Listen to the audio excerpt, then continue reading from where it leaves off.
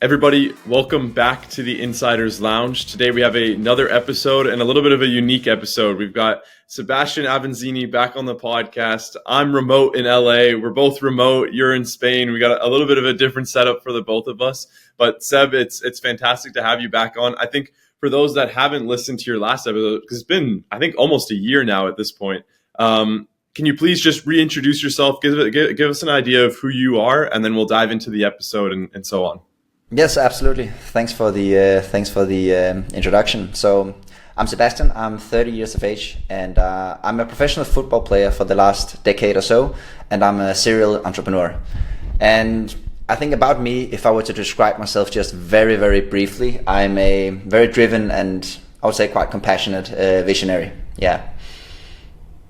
I love it. No, it's a great way to kick things off. I think the question that we were actually discussing beforehand is I've sort of been asking this question just to get a better understanding. I think it gives a good way of like who you actually are at your core. What is something that we need to know about your upbringing? And maybe if you want to dive into your childhood and your family structure, because I know yours is specifically extremely unique in terms of where you're from, many different nations, many different cultures. But if we can get a better understanding of your upbringing, to better understand who you are today, how you operate today, how you are as a footballer, not only as a footballer, but also off the pitch. I'd love to just dive into that a little bit more to start things off today. Absolutely. So, I mean, very mixed background of an Italian dad and Korean mom, mainly brought up in Denmark. So my whole life has been very centered around playing football. It was one of those things with an Italian father. As soon as you could basically walk and it's like, oh, he likes football, right? It was his dream instantly, and it became mine very, very fast also. And we both dreamt of me one day turning pro, playing in front of thousands. So I think the usual father-son bond in terms of playing sports. Yeah, and then to dive into, I think if we go into that footballing journey a bit more, even that in itself is extremely unique. So I think if you just want to give a better understanding of, I believe you made your debut at 23. Yeah. You played in Europe. You played now most recently in Malaysia. You played all over Asia as well. So just dive into, kind of give a quick overview of some of the key moments, the key clubs that you played for, and then then we'll get into some more of the off the field stuff, the business side of things. Absolutely. It's true. My trajectory as an athlete has been very, very different from the usual story. So my journey, basically, I debuted at 23 as a professional football player in the Danish Super League. At the age of 22, I had more than 100 rejections, and not one of those where you go through agents. I was not good enough to have an agent, so I cold called. And by the age of 22, had more than 100 rejections. I actually counted them. Was very quickly labeled during my early career as being fragile, weak, too much, opinionated. I've heard it all really, and I think that was very difficult coming from a very small country. And I think to dive into, normally as we dive into someone's football career, the natural instinct is to figure out, okay, what do they do off the field? And sometimes, and I think it's a passionate topic for both of us, we found that sometimes footballers aren't necessarily, and athletes in general really, aren't necessarily preparing for that next step. What is that next chapter? Your career is only so limited, but even during your career, really, you need to start building and have other passions, other interests in order to really keep the motivation going, I think, to not only play, but also to keep living and build a family or whatever that might be in terms of your goals. I think to get into the next topic really of where you're at currently in terms of building that sort of building for that next chapter. And then how I also want to use this podcast as an opportunity for athletes to listen in and kind of hear guidance on what they can do in their own careers. So if you just want to dive into you personally, what you're currently building on and kind of what your next steps are in terms of that next chapter, but also for others at different stages, whether they're a 17-year-old just breaking into the first team in a football club, or someone who's maybe more experienced in their late 20s, maybe early 30s, starting to think, okay, I might be retiring soon. What are those next steps? If you can kind of help out both of those groups, I think that would be a great way. Yeah. I think initially, like the first thing I said was I'm a very visionary and very purpose-driven individual. I've always been that with my football career, and as I got older, it was more so also outside. I have this vision and this purpose of mine. I was very quick to define why I'm doing what I'm doing, which is to teach and inspire. So that means everything I do in my life has to be aligned with that specific vision, whether it's as a football player or it's in business outside. So I'm the only Danish football player right now to play in Southeast Asia. And the reason why I took that path is also to be the first to try to win a championship over there. And that's a way to sort of like inspire others, maybe young football players also to take another road. There's not a perfect football career. So I chose to go my own way, and that's sort of why I'm doing, or why I've took that path as a football player. Now, I'm also currently building the world's leading mentorship platform inside of the online education space. So we mainly facilitate coaches or educators within growth, mindset, well-being, and that all is a company called Eduvo. So to answer your question, also with athletes, whichever stage of your career you're at, I think it's important first to elaborate why and how to your question, and I think people need to understand that 95% of people in this world, they trade that time for money. That being, you're a football player, you're under employment, you have a contract, or you're a lawyer, or you're a dishwasher. You basically trade your time for money. That's called labor. And to compete in a job market as an athlete can be extremely difficult, simply because most of us, or little to none, don't have an education. However, I figured throughout my journey that athletes have something else, and you can call it a PhD in experience. And I think whether we call, let's say, just to give the analogy, somebody who's a dishwasher probably is doing, let's say that's one kind of labor. If you have studied a lot and you're now a lawyer, we can call it skilled labor. But again, have in mind that we still call it trading time for money. It's still labor. And that's the mindset, first and foremost, where athletes, they need to get rid of that. Forget about the mindset of trading time for money. That's a very industrial era kind of mindset. And right now we're living in a very digital age. So by saying that, and that athletes have a PhD, then you're like, okay, but Sebastian, if I have a PhD, how do I utilize that? And we will get to talk about personal branding. And I have read probably thousands of definitions of what personal branding is. And I think for athletes, it's very complex to define what it is. Who has a strong brand? Is it about how many followers you have? No, it's really not. And I can say that currently with Eduvo, I'm working with, I'm coaching world champion athletes, Oscar nominees, and some of the most famous personal brands within different industries. It's a very vain metric to look at following. What we want to look at is the whole perception of being an influencer, and how athletes, they have this idea that posting I'm going to offend somebody now, posting your cappuccino, posting your six-pack, all these things, it's very nice, but that's associated with being an influencer. You put the spotlight on yourself. However, being influential is not about highlighting yourself. It's about highlighting a problem, highlighting a solution, and the path of least resistance in between. If you can position your publishing, your content, what you're saying and what you're sharing around that, a problem, a solution, and a path of least resistance.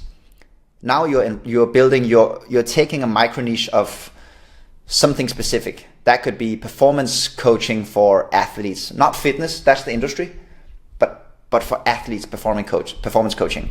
Owning that specific corner is very, very lucrative. It's very beneficial. And not just in terms of financially, it's the most important asset you can build today. Because with AI, all the disruption, the confusion, all the noise that's going on online, it's very hard to trust.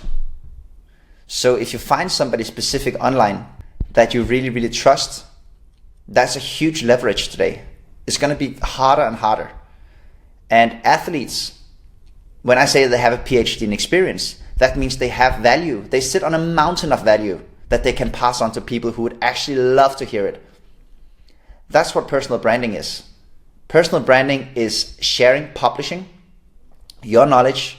So all your IP, the intellectual property that you've accumulated throughout a high performance life, whether that being mentally, whether that being physically, or like Gordon Ramsay, who all of a sudden decided from being a football player to being, I don't know, the most famous cook in the world. That's his IP, that's his intellectual property. I want you to try to take him as an example. Gordon Ramsay today has published several books. He's done courses, TV shows. All of these are paying him when he's sleeping. He's not, in other words, not trading his time for money. And he's talking about cooking, which is so far off from what he did as an athlete, right? So athletes, they can do the same because they have expertise. They have expert knowledge. You have to have in mind that, yes, you don't have an actual master's degree, but every year, how many gets a master's degree? It does not differentiate you. So when I'm qualifying people today to work with Eduvo, what I'm doing is I'm trying to get really a hold of your story. What have you actually accomplished in your life? What is your game? What have you done? Which story is it you're trying to tell, and why are you the right one to tell it? And through, at this point, probably thousands of conversations, we get to a point where we see, well, if you're an athlete, I congratulate you because you have a story. You have something to share. You have something that is very, very valuable to other people.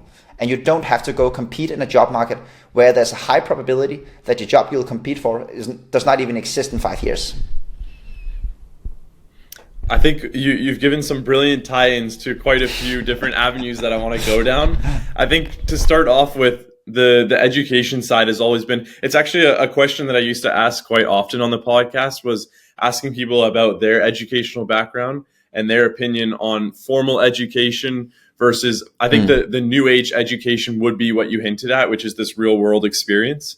So I think I'm going to ask you the same because you actually have both forms of that. I believe you have a business degree, if I'm not mistaken, Yes. from Copenhagen Business School. And then you also have a ton of real world experience in many different cultures, many different markets, many different regions of the world. So I think if you can tie in and just give a better understanding to the audience what that real world experience looks like, what you maybe gained from the business degree and the formal education, and where you kind of can balance your opinion on both of those. What is your opinion on both of those, and how you felt it benefits you in the past, presently, now, and potentially in the future?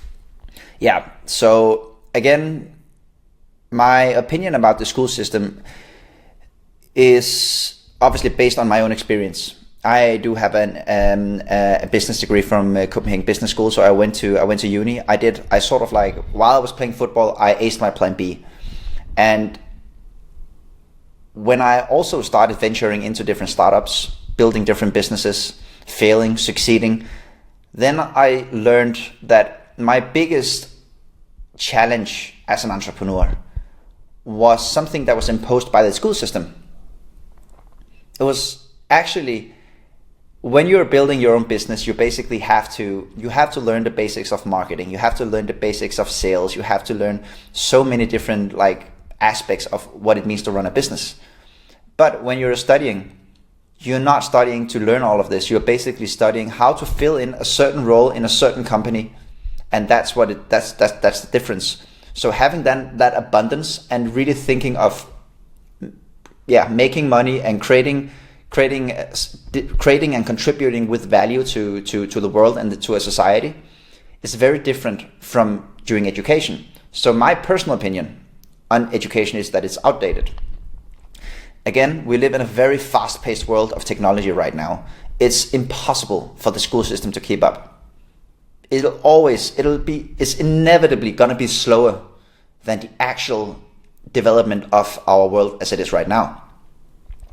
So when I say that there's probably a lot of jobs that you potentially will apply for within X amount of years, they will probably not exist in 5 years. I really mean it. So we live in a time where there's a lot of opportunity. It's not about credentials. It's not about how much you've studied. Real life experience becomes much more important. And I don't want to offend anybody who spent their whole life studying. Brilliant, it's good for you.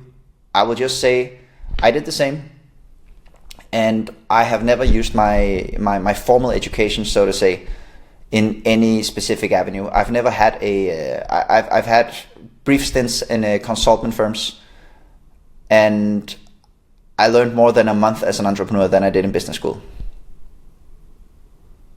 I think the real world experience side of things, it can kind of get confused, I would say, from the audience perspective of like, okay, so Sebastian's gone out there, he's played for a bunch of different teams, he's built a few startups, he's working, he's trying to figure things out. But I think for them, they're like trying to figure out, okay, how do I go from where I'm at now in my career or wherever I am to what Seb is doing? And I think that gap can sometimes be confused. Yes. So I think maybe if we can break that down a bit more into like what that actually looks like. Like I think a huge part of that real world experience from your side, I would say, is the networking aspect as well.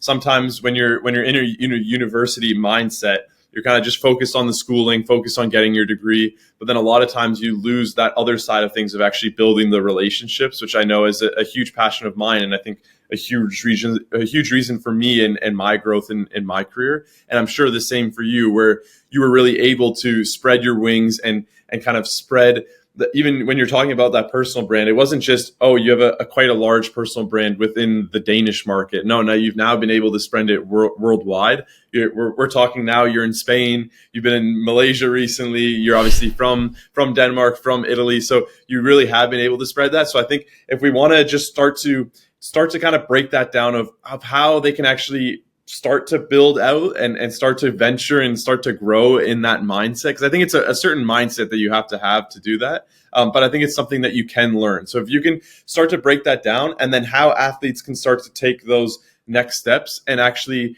benefit from the IP, like you said, how can they start to monetize their knowledge and their experience to actually grow and build something from their, whether it's their sports career or just their personal life and their journey so far?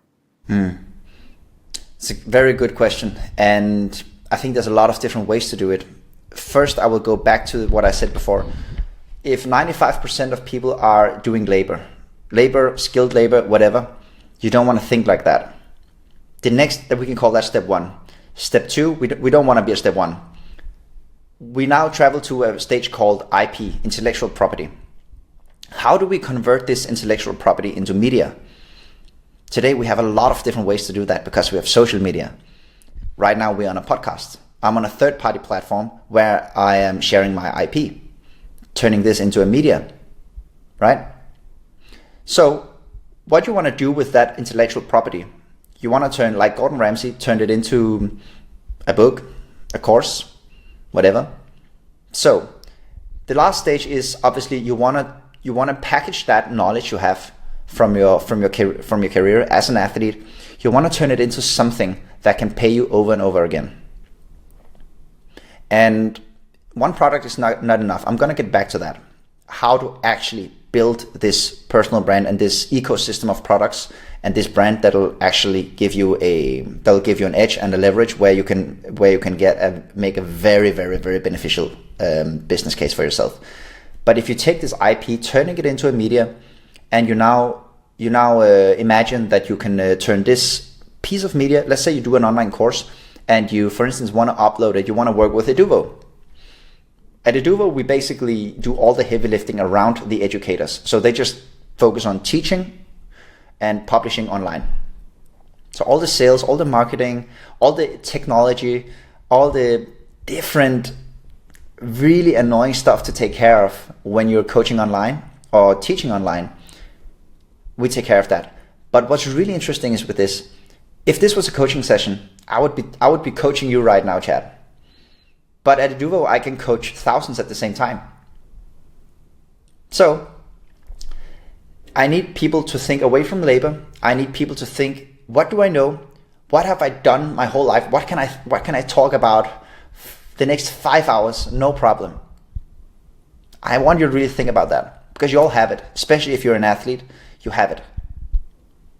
Once you've figured out what that is, I want you to ask yourself, who can I serve? And I know most people will say, oh, you need to get a segment who can like have a lot of spending power. Sure, it's true, you need to have a good idea of your audience, but try first to just get an idea of your audience. Who would you like to serve? That is key. You need to know who you can talk to. Where do you know something that is very valuable to people? Once you know that, now we can start turning it into media. What I usually do here is I work with a framework called the 5 Ps. And what I usually do is I teach people how to pitch. If you cannot pitch your vision, if you cannot pitch your dream in a very concise way, it's going to be very difficult, because nobody's going to understand what it is you're doing. For me, what's my pitch? Well, my value proposition for Eduvo, I already gave you. I want to create the world's leading mentorship platform for educators and coaches within well-being, within growth and self-improvement. Done. It's very easy to understand. You need to do the same for yourself. And there's different ways to learn how to pitch. There's lots of different frameworks. I will give a shout out to the man who created the 5P framework, Daniel Priestley, who's a great entrepreneur. You can also look him up. But also he has a lot of great pitching frameworks, namely the one called NSFAG, name, same, fame, aim, game. You basically introduce, hi, I'm Sebastian and I am the founder of Eduvo. That's the name. You can go through same. We're a little bit similar to Masterclass, if you're familiar with that, but instead of charging subscription, we are collaborating with our educators and coaches and scaling their mentorships by offering premium mentorships. Okay, so it's similar to Masterclass. That's what you want to know. Okay, sure. Now you can sort of like imagine it. What do we, so the fame part, we've worked with world champion athletes, with Oscar nominees, and some of the most important personal brands and corporate brands in the world. Okay, you've done that. What do you aim to do? Within the next 90 days, we hope to onboard another 5 really ambitious and cool educators to our platform who can help teaching at scale around the world. And our game, what is our vision? I just gave the value proposition. So yeah, we want to be the world's leading mentorship platform. I want people first and foremost to understand that not just to speak on default. We are never taught how to speak. We just speak, which is a big mistake. So teaching how you speak is very important. So that's the pitch. This is in order to create this personal brand, by the way. So these are the 5 Ps that I'm going through for you to be great at personal branding. Knowing what to pitch, how to pitch. The next is product. So what does that mean? Well, you said it yourself, Chad. Productizing your knowledge. How do you do that? So one thing is sharing on social media. It can be all the different platforms you already know. That way you can turn your knowledge into media. You can jump on podcasts. And even more importantly, you can start creating, like Gordon Ramsay, different products around your knowledge. And you don't need to invent anything. If you, for instance, are you familiar with the book, let's just say Rich Dad Poor Dad by Robert Kiyosaki? Mm-hmm. Yes. So just to take him, for instance, he created, if I'm not mistaken, he wrote that book in the 90s. And that book sells millions of copies each year. Robert Kiyosaki did not invent finance. He just shared a perspective. And that book sells millions of copies, paying him royalties every year. I'm not saying that you are the next Robert Kiyosaki, maybe you are, but the idea is very compelling and you need to think like that. That's a leverage. And I think to jump in there, the entry or the bar to entry is so low now. Like before, if you're talking like someone like him or Gordon Ramsay, you have to convince a publisher to take on your book. You have this extensive process of writing a book and actually creating the physical copy that you can then send out to different distributors across the US, around the world, and so on. That is an extremely extensive process just to get some of your IP out there. Now we're able to have this conversation right here. this will go up on Saturday, and it's like boom, boom, boom, and you've already got your voice now heard somewhere. So I think the level to entry sometimes for someone that's maybe new to this space can seem overwhelming. Like, how am I supposed to write a book, or how am I supposed to start a course? But these services are now provided to you. Yes. Obviously, AI being a huge part of it, where you can start to play around with even the simple basics of ChatGPT can help you start writing and start creating and start building. And I think that level to entry is so low now, which makes it so much more accessible to athletes and to anyone that wants to start building that. Exactly. And I think just to make it very simple for those who think, whoa, this is overwhelming, Sebastian. So it's basically pitch, it's products, turning your knowledge into a course, into a book, all of these things. Okay. The next is publish, basically what you're publishing online. For instance, I can publish snippets from this particular podcast after. That position me as a thought leader, as an expert within the space of personal branding. Right? So, that's publishing. You don't want to post a cappuccino, you don't want to post the six-pack. You want to post content that actually delivers value. Not showcasing you, but showcasing, like I said, a problem, a solution, and a path in between. That's publishing. The next that's profile. To build your profile and to really make sure that your profile is aligned on your message. So if my overall mission is to share cooking recipes, then my bio, my profile on the different platforms need to facilitate that message. Even though I've seen some really creative and cool profiles over the years, but they're just a little bit in too much in each direction. So you need to see social media as a tool. And that's what building your profile, why it's really important. The last one, which really will scale you eventually, is partnerships. Obviously, Chad, you said network yourself. Really building partnerships with people, whether it's through public speaking, whether it's through co-authorship, or it's doing podcasts together or content together. There's so many different ways. Email newsletters together. Maybe you have a service that fits perfectly into a newsletter, and then you make a partnership. All of this, what it does is, right now I'm talking to you, Chad. Right now we're one-on-one, but basically this is going to be shared to a lot of people. So right now we're building relationships on steroids. And again, another concept that just to make it very, very simple, it's called 7-11-4. And you're like, what is that, Sebastian? Right? So 7 hours, 11 interactions, and 4 different platforms. What does that mean? So what I do when I qualify somebody, I always ask them, if I just Google Chad MacArthur right now, do I find more than 7 hours of accumulated watch time on the long form? That's very important. What you basically do after 7 hours, you're creating these parasocial relationships with people. So for instance, when we're watching, let's say we're watching Tom Cruise for the God knows how many times, right? We feel like we know Tom Cruise because we've seen him so many times. And that way we're like, oh yeah, that's Tom Cruise. And obviously he has no clue who he is, who we are. But it's more in a sense to say, because we've seen him so much, we have that sense of familiarity. I need you to think like that if you're doing personal branding. If I can't find you, you can have the world's best message and the world's best product, but if I can't find you, it doesn't matter. And we want to do 11 different interactions. So again, the volume is important, and you need to be visible on 4 different platforms. That's the ideal. And what I usually say to creators, just start by doing maybe 2. But you're basically proving your concept, and then as time goes, you'll scale up. But those numbers, 7, 11, 4, are very important. And that's how I usually, when I qualify potential new educators on Eduvo, that's what I usually look for.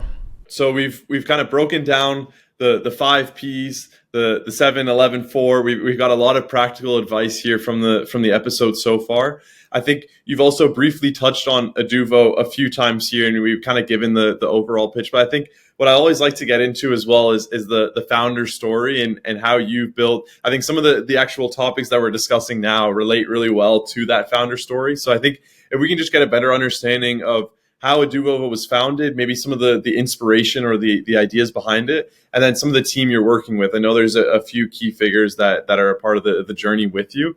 And then we'll break down where people can actually go if they're interested in either being a teacher on the platform or interested in being taught on the platform. There's kind of two aspects of it there. And then we'll get into the last few questions here before we wrap up. Absolutely. So about Eduvo, like I told you in the beginning, my personal why in my life, and I need you really to think like that. Are you familiar with an author called Simon Sinek? Mm-hmm. So Simon Sinek, he wrote the book Start With Why. And that sort of started this way of thinking for me. So what I basically did in my life is I asked myself, what is my why? And my purpose was to teach and inspire. What I basically teach when I do my own one-on-one coaching today, where I basically teach driven individuals, that being athletes or entrepreneurs, how to become the best versions of themselves and accomplish maybe some of the same results or milestones that I've managed to do so in both lanes. I always start with why, and then I backtrack to where I'm at right now. I think many people, they ask themselves, what should I do next? The problem is you'll be running like a headless chicken and one day you feel like you're super happy, and then you're going in one direction. Next day you're influenced by something else, and then you're running in a new direction. So I get back to why I am a part of Eduvo. But the first thing I do before everything, whether I set a goal or anything, I start to ask myself, what do I want? Why do I do what I do? I want to teach and inspire. So now I backtrack to where I'm at today. I want to teach and inspire as many people as possible. And especially young driven individuals, where I can sort of like feel that fire I have myself. And I backtrack. How do I get here? So obviously I break that into so many different aspects, whether that being different challenges, roadblocks. It can be what's the worst case scenario? If that happened, what would I do from there? What's the best case scenario? I basically backtrack to where I'm exactly at today. And on that vision that I have my why, I founded Eduvo. And it's true, it's not just me. I'm very, very fortunate to have an amazing partner who is a very, very accomplished tech entrepreneur. So we are the two founders, and then we have quite a few employees at this point, a team of different salespeople, tech people, marketeers. So yeah, I'm very, very fortunate to be blessed with a great team around me, where we can really make a dent. And we basically all align on the vision of creating the world's leading mentorship platforms for coaches, educators within the growth, the mindset, the well-being space. And for anybody who really wants to do anything really, whether that being inside of sports or in entrepreneurship for that matter, I would recommend you start with why, and then you backtrack from there. That's the best advice I can give you. I think one thing that you just reminded me there that we maybe haven't covered yet is we've spoken a lot about the building blocks to the end of someone's professional, whatever that sports career is. But I think during the career is also important. And I think you're the perfect example of that as well, where you've been building this while still playing. Can we talk about that balance, what that actually looks like? Like, I know we have one end of the spectrum where footballers just look like they're constantly traveling, constantly playing, constantly training. And really, I would say on the European side of things, the focus or the influence from the fans is like, yeah, that is all they should be doing. Like, they can't be focused on social media, on building any brand, on doing anything besides what's on the field. I think on the North American side of things, it's a little bit, it's come to that point where athletes have started building their own brands. They have their own podcasts. They have their own shows, but it's a little bit more welcoming to that. I'm curious to hear the Asian perspective on that as well, because I know you've had that firsthand experience there, but then also just advice from your end and maybe practical ways that you've been able to build the brand while still focusing on your career and kind of having that difficult balance between the two, I think is an important topic to discuss. First and foremost, absolutely, yes. You should be thinking about this while you're still active. And again, the whole formula of saying, oh, I need to start finishing my high school diploma, I need to finish doing all of this. I mean, I wouldn't do it. I would not start from there. You have less experience, working experience. You have to go to school for the next probably 8 years to reach the academic level of somebody who just went straight through it. I wouldn't do it. So you should start while you're still active. Absolutely. And yes, there's different conceptions depending on where you're at. In Asia also, they don't have the information to necessarily start while they're playing, and it's a huge issue also there. To get that void that many athletes face is definitely there also, whether that being in America, whether that being in Asia or Europe also. So for my own personal matter, I did not necessarily build a huge brand myself. What I ended up doing was I somehow ended up scaling a lot of other brands. And the cool thing about that is obviously I've been super busy, so I don't unfortunately always have time for my own. I start to have that now. So now I'm like I said, I started doing the one-on-one coaching, and I love that. It's definitely it gives me a lot of joy, but more importantly, it's something that is so scalable. And you having an employment contract makes you very fragile, very, very fragile. And having that leverage and building that asset while you're still competing is the single most important advice I can give somebody.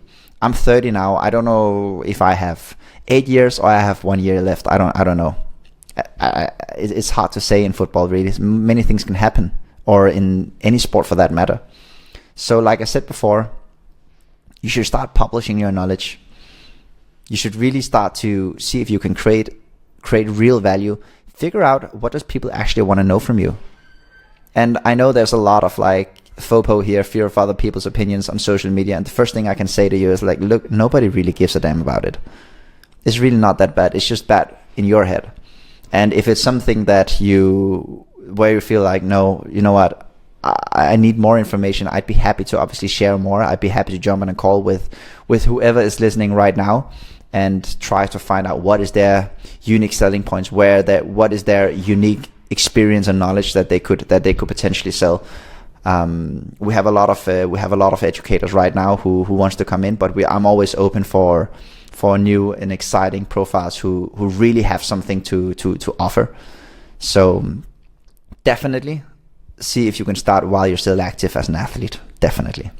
Yeah, I think to summarize that, what you said there is just start. Like, I think you just have to find a way to start, whether it's posting something just to start putting your name out there to start building. And I think then that ties into the personal branding side of things, which can then lead to, I think if you try to force from the start, okay, I need to start a business. What business can I start? Your brain gets into this flow of like not actually being able to be creative and think. Yes. and kind of actually input information from what you're seeing, from what you're doing. Where if you're trying to force it, I think it's the worst way to do it. I think if you just naturally build on what you're already doing and start to share your opinion, start to share that IP that we've been discussing, then the opportunities will kind of come. Maybe if you want to touch on that, how have you found like ways of like, so you mentioned a passion of yours is to educate, but how did that lead to what you're actually doing with Eduvo? Because I think that gap is still quite large in terms of saying, like, oh yeah, my passion is football or my passion is education, but actually leading to something that is practical and in person, I think is quite a jump. So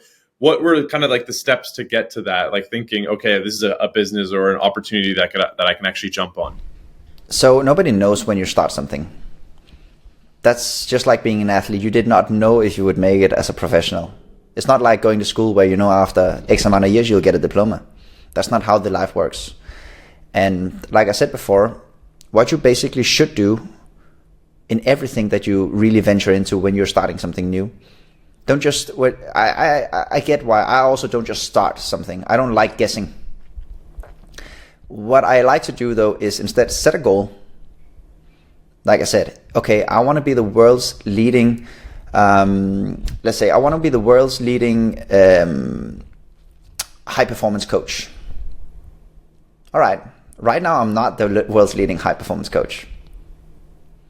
So there's quite a big gap from where I'm at now to that goal. But what basically you should do from there is now you break it down. If you have it here, now you start to say, you backtrack to where you are right now. Everything that needs to be done, whether that being, okay, you need to create different online. You need to create an online course. You need to create a community. You need to create content. You need to create educational content. You basically backtrack. You set different milestones. Set a deadline. Very important. A goal without a deadline is not very serious. So basically, that's what you do. You backtrack from your goal to where you are today, and then you start.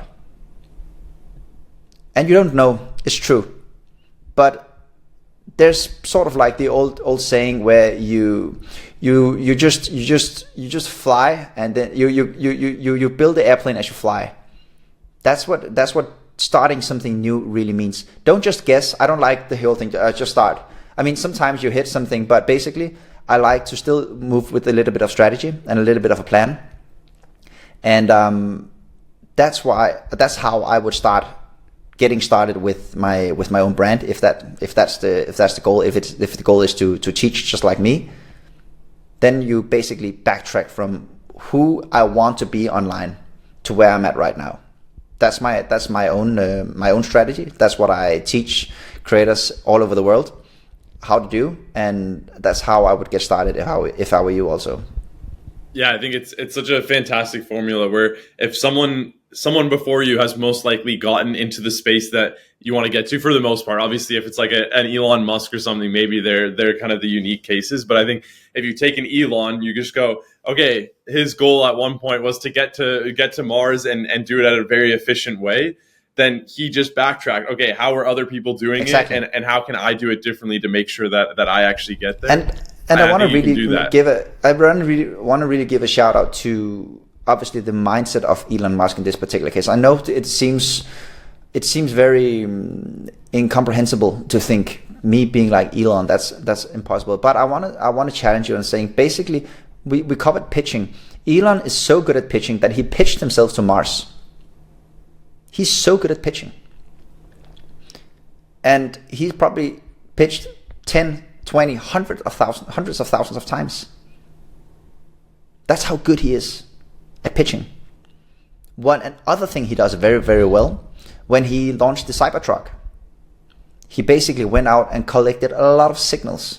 So a lot of different data on if whether or not people would invest in the Cybertruck. He even took a small percentage of the actual cost of a Cybertruck. And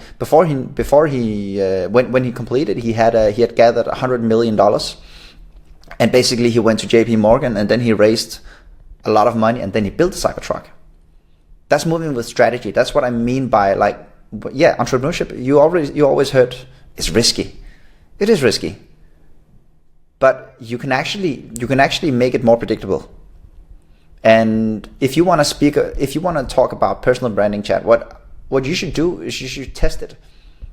Do people really want to know about this? If you can collect, I don't know, 100 signups to a waiting list or an assessment, there's probably a demand.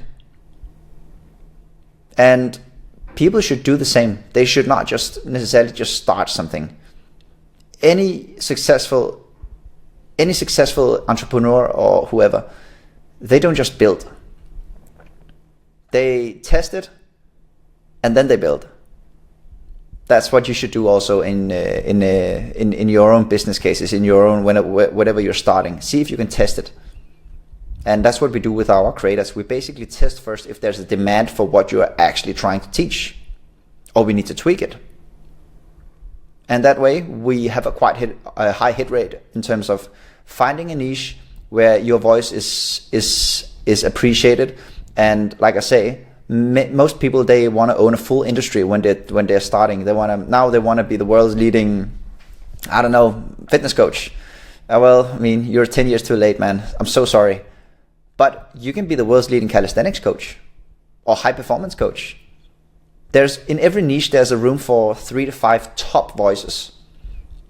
So in maybe, I don't know, a million industries, there's another 5 micro niches at least in every one of them, and there's room for experts in all of them, 3 to 5 of them.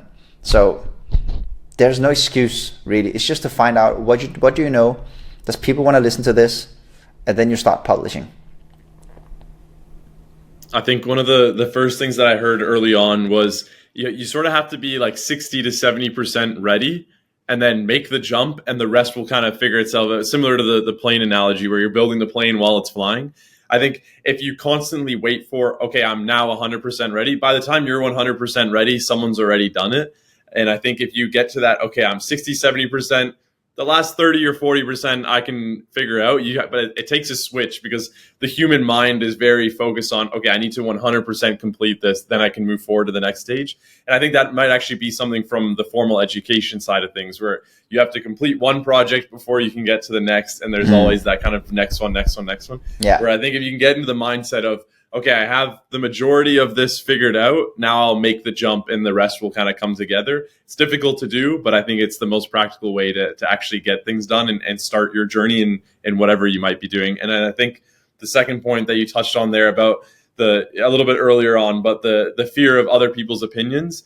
Mr. Beast is a huge inspiration for someone like myself. And he always said he was crazy until he made it. So he was just, everyone looked at him like, who's this kid making random videos? His videos at the beginning were insane, of counting to the number 100,000 and all these crazy things.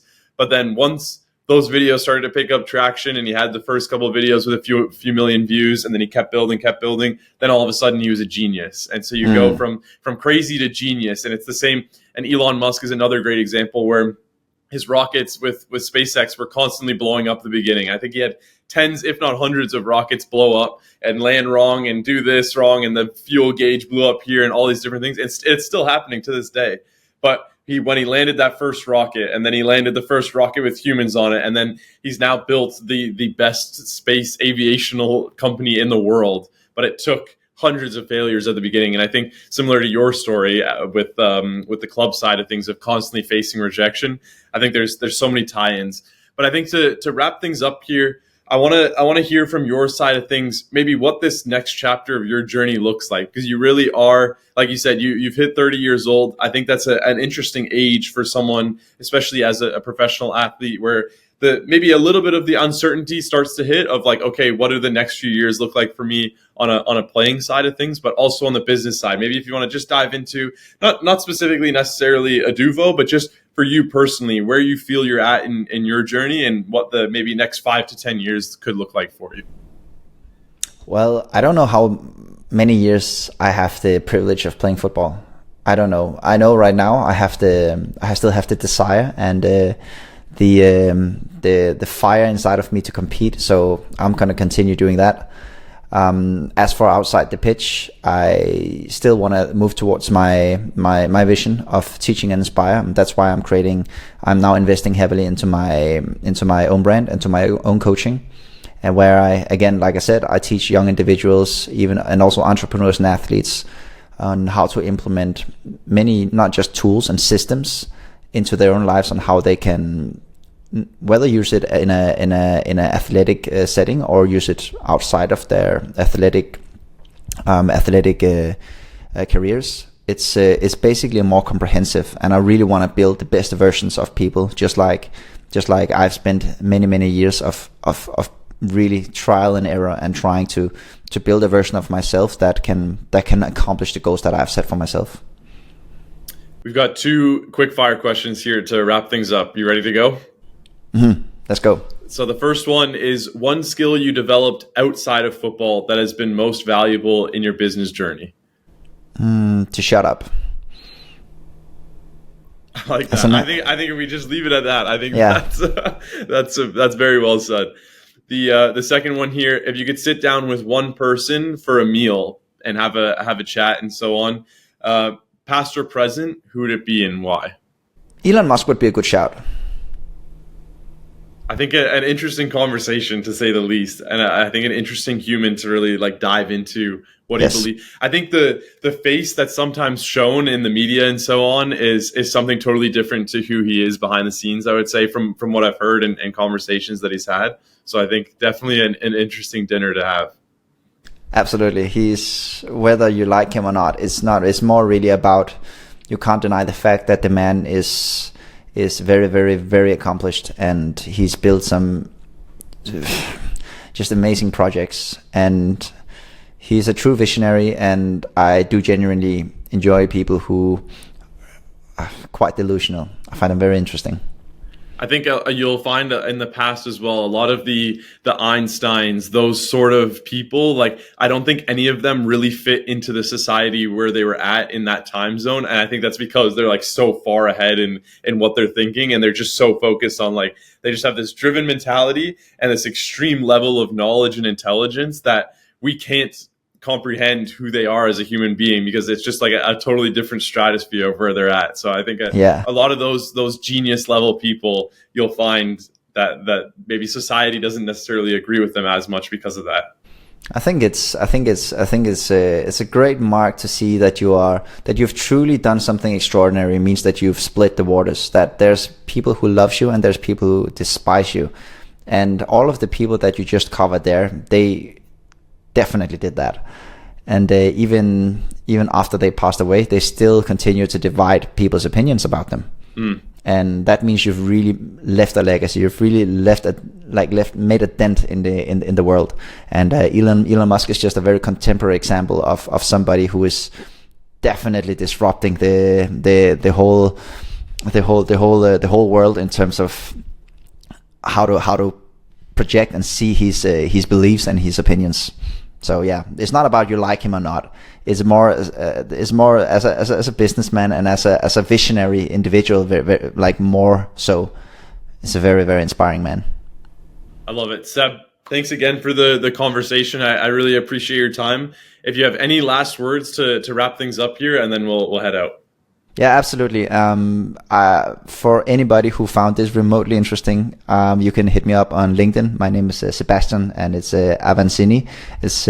You can find me on LinkedIn, and please do not hesitate to reach out. Whether I can help or not, or whether you just wanna say something good or bad, I'm there, and I'm looking forward to hear from whoever is listening. Yeah, no, we'll have the link below so that everyone can reach out and see your project. I'll also have a Eduvo and so on so that people can check it out. But Seb, really, really appreciate your time. Thanks again for coming back on the podcast. And I look forward to catching up again soon. Likewise, my pleasure. Thank you so much.